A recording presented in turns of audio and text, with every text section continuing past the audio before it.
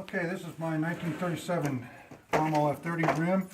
I've gotten it partially cleaned. This is one side, and you can see where these holes are with these two spokes. There are two of them.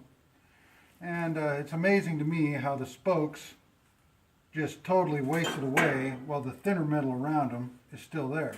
It's got some pits and everything and a few little holes, but it's intact. But what I've been using is this wire brush on the grinder, and also this 36 grit flat brush.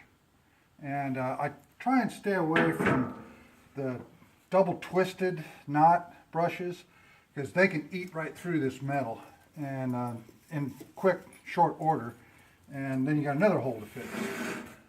But I'll show you the other side. This side I haven't touched yet, and that's what the difference in the two is.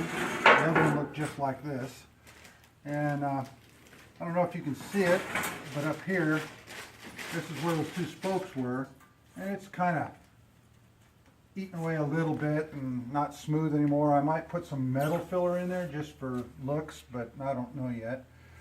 But as a whole, this shouldn't take too much longer to fix. I think I've got these two holes here, and then there's two on this side that I have to fix, but other than that, it shouldn't be too bad.